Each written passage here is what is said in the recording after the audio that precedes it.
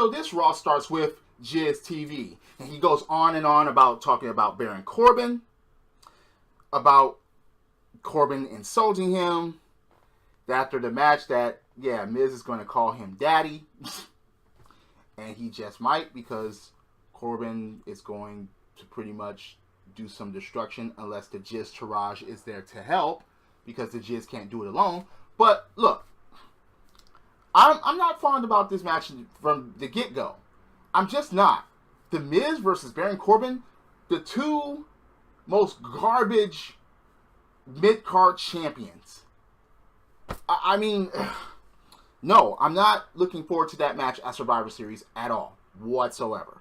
It has no point. It has no excitement to it. It's just for who's the better mid-card champion. No, just... But, okay. So, he goes on and on. So, he demands respect. He just doesn't earn respect. He demands it. Well, Miz, I don't respect you because you can't fucking wrestle in the fucking ring. You can't put on classic matches. Simple as that. As a wrestler, you must be able to do so to be world or WWE champion, and you have never accomplished that. Within your decade tenure in the WWE, you have not accomplished that, and that's why I don't like you and I don't respect you. Simple as that. At the Intercontinental stage or at the US title stage or whatever, you're supposed to be able to put on those type of classic matches. And, okay, Bret Hart versus Mr. Perfect, for example. You know, come on. You can't deny that that was a good match. Ricky Steamboat versus the Macho Man. Bret Hart versus the British Bulldog. I mean, you see where I'm going with this? But you have never done anything near those levels or even close to $1 Million Man versus Virgil level. You just haven't done anything that will get us emotionally involved for us to believe in you as far as being a fucking threat. Simple as that. But, okay, so Kurt Angle comes out and brings up the whole Stephanie thing and the whole Under Siege thing and Kane. And then The Miz basically bitches and complains about everything. About everything that's going on. Bitches and complains about Braun Strowman. Bitches and complains about Curtis Axel getting hurt and them getting attacked and whatever. And started pointing fingers at Kurt Angle, and Kurt Angle just gets up out of the chair and approaches The Miz, and The Miz suddenly backs down, basically pussies out.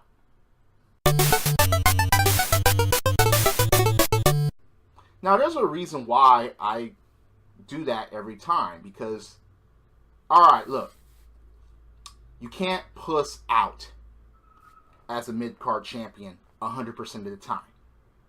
That makes no sense whatsoever. And then there are certain people that thinks that he deserves some of these. Could you imagine The Miz wearing this, the Wing Eagle? Could you imagine that? If you can't, then no. You can imagine any other champion just about wearing that Wing Eagle at one time or another, because they at least proven themselves to hold a worthy belt like that. But The Miz, no. That's why he held one of the most unworthy belts. But anyway, you just... So, when Kurt Angle actually gets up and, you know, holds sword on the Miz is like, whoa, wait. I just have one question for you.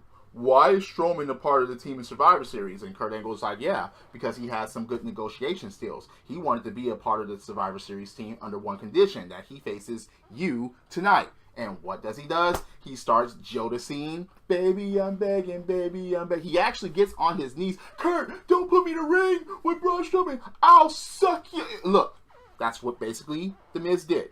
He tried to beg. He tried to plead. He tried to get out of the fucking match. Begging. It wasn't even for the Intercontinental Championship. He just didn't even want a fucking match with Braun Strowman. And that's your mid-card champion? That's the guy. For those of you that like The Miz, you want him to have one of these? No. Hell no. Speaking of hell no, Elias versus Jason Jordan in a guitar on a pole match. Once again, crickets for Jason Jordan. And Elias was about to do his song a cappella, and then Jason Jordan interrupts to crickets and even boos. I'm just like, ugh. Yet Jason Jordan wins the match, and okay, Elias gets a guitar, but whoever used it first actually won, and Jason Jordan actually used it, and ding, ding, ding, and it's like, there was basically no reaction. Not even from me, not from anyone. We don't fucking care about this guy. You ruined him by basically saying that he was Kurt Angle's son. That's what basically ruined Jason Jordan at this point. So, you get Sheamus, Cesaro, and Kurt Angle backstage and saying that, alright, look, we should be the ones that represent Raw. Why is everybody else defending their championships to a certain point? And why isn't Dean Ambrose and Seth Rollins defending their belts? And Kurt Angle was like, look, if you want a title shot, that's not the way. That's, trying to manipulate me is not the way to get it. You freaking earn it. And you, alright, fine. You have your match. You have the match for the tag team championships, but this is your last chance. So, Asuka versus Stacey Coates. A squash match under 2 minutes that just isn't worthy of Asuka. Oh yeah, and Alicia Fox basically puts Asuka on a Survivor Series team. So you're gonna put Asuka on a Survivor Series team so she can actually do something at Survivor Series. She better not pin. She better not get pinned or submitted at Survivor Series. Simple as that. No. So Titus O'Neil has the nerve to say that Samoa Joe is in trouble. And then when Titus O'Neil and Apollo Crews actually come out, the match never actually takes place because Samoa Joe basically throws Apollo Crews off the stage. I don't understand how he got hurt by that. And basically puts Titus O'Neil in a coquina clutch. Gets in the ring and he's like, look. He basically lays out a challenge. Who comes out? Finn Balor. Finn Balor answers the challenge. And the match ends up at a double countout.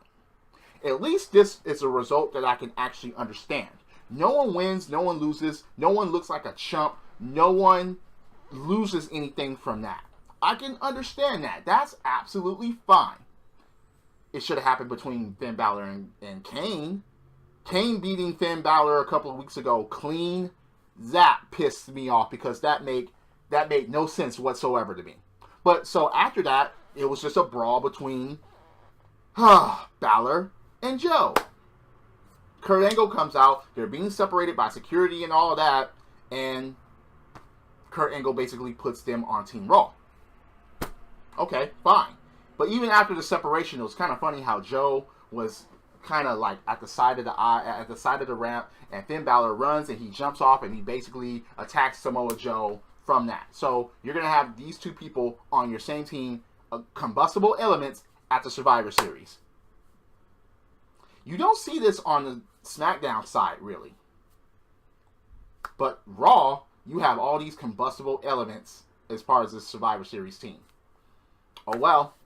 So, Bo Dallas and Curtis Axel are actually trying to give a pep talk to The Miz. And fail miserably. I'm surprised Bo didn't say, just believe. I'm surprised he didn't say all that. Talk about, hey, we got your back, stuff like that. No, just their careers are ruined. Not that they were doing anything before, but again, these are sons of wrestlers. These are third generation wrestlers, mind you. Jason Jordan is going to be the last member of Team Raw. They're trying to do everything to shove this guy in front of us and have and put him over. And for me, it's just not working. It's just not working. No, you already, again, I said it earlier, you already ruined him by having him as Kurt Angle's biological son. Basically, he's ruined at this point. Nobody cares. Nobody's going to cheer him. You better turn him heel soon. Basically, like The Rock turned heel back in the day when we were saying die Rocky die and Rocky sucks. You better do it that way or Jason Jordan is just going to be dead in the water more than he is now because we're not going to cheer for him. We're just not. We don't care. Regardless of his athletic talents, we just don't care. Bayley and Sasha. Okay, look.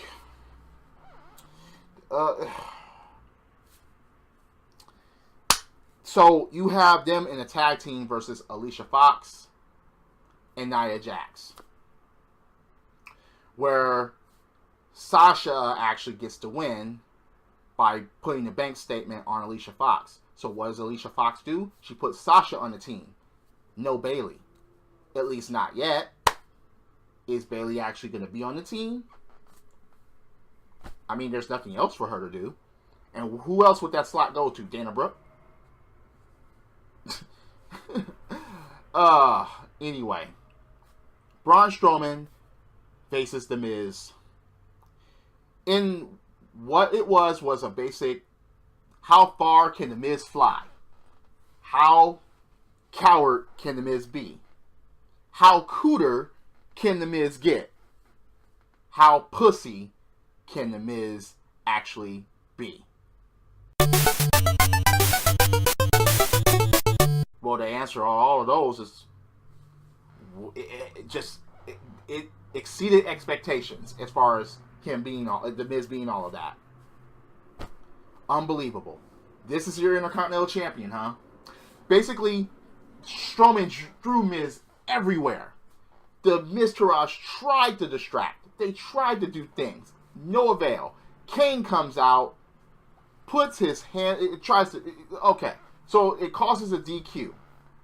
But, no! Strowman fights out of the choke slam and gives him a power slam.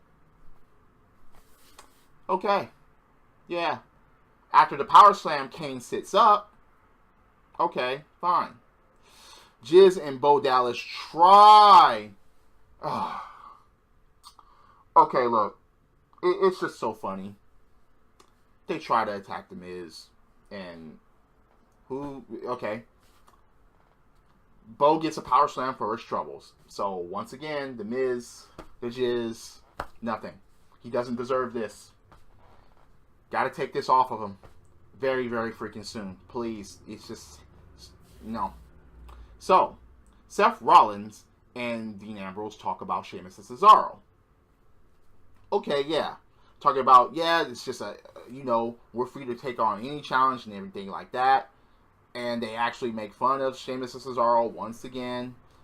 Yeah, so they call themselves the Bar now. Now that's just not a catchphrase for them. No, they are the Bar. Okay, that's fine. I mean, yeah. So we get the biggest waste of time besides The Miz on this show. Enzo Amore comes out, wastes time, talks and talks and talks. It went on and on and on, and I'm just like, oh God, in this segment, even the commentators, Corey Graves led that charge, but even Michael Cole and even Booker T was like, all right, we get the point, come on, let's go. Kalisto comes out, gets a chair, and sits down. Now, they botched this, and I'm upset. Kurt Angle comes out, but Pete Dunne's Titantron was being played. How did you botch... And his music was being played. How did you botch that, WWE? How? Kurt Angle should have came out first and then announced Pete Dunne. With Pete Dunne's name on the Titantron and his music, but it didn't go like that. They botched that completely. So, in a match, guess what? The UK champ, Dunne, actually beats Enzo Amore, the Cruiserweight champion, was beat by the Bruiserweight. Hardly seeing anything about, Pete Dunne, which is kind of sad. Which is kind of sad because we want... Look, the European Championship was played much more back in the day. We need this championship played much more to actually make it a worthy championship. A prestigious championship. We need more exposure of it. So, Alexa says that she will run circles around Natalya at Survivor Series. That's if you face Natalya at Survivor Series. More on that on my SmackDown Live review report. So, the Bar faces the Shield. Well, at least two members of them for the Tag Team Championships. Okay. And this is a part that I don't understand about what's going on here.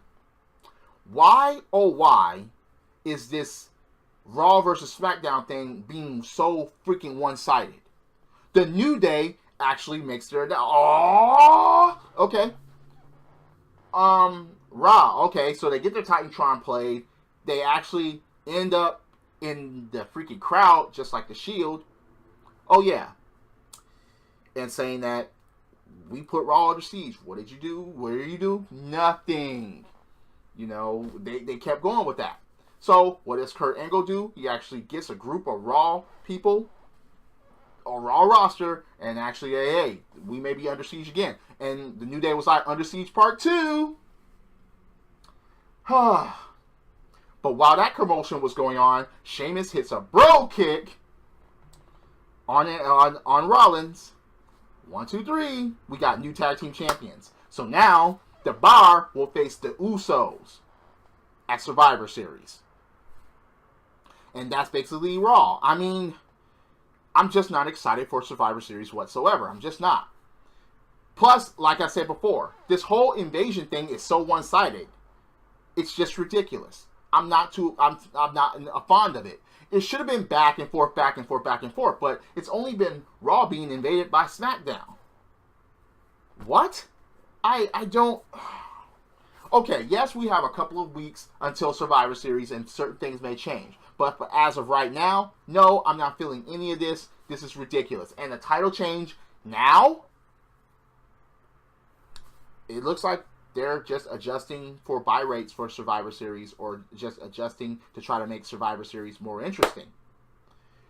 As of right now, no Shield member will be a part of Survivor Series. Unless it will be the Shield versus the New Day. I don't know. But anyway, what did you think about the show? Do you think I'm full of shit? Do you agree or disagree with what I'm saying as far as my opinions? Please comment below. I'm always open for debate about wrestling. Hit that like button, hit subscribe, set those notifications on. This is just not looking like... They're not hyping this correctly. They're just not. Especially if they're trying to have it one-sided to be like, okay, SmackDown is doing everything and Raw, you know, you just got The Miz and Roman Reigns and Bray Wyatt are sick and the Shield just lost the belts and, you know, okay, you got Braun Strowman, but you got Kane messing with him and Kane is not part of Survivor Series and I don't know. You got Jason Jordan in the Survivor Series 5-on-5, which is absolutely ridiculous to me. Drop kicks, body slams, throwing motherfuckers over the top rope, both feet hitting the floor. Yes, I'm a wrestling fan. This is the theme, and I'll see you later. Credits.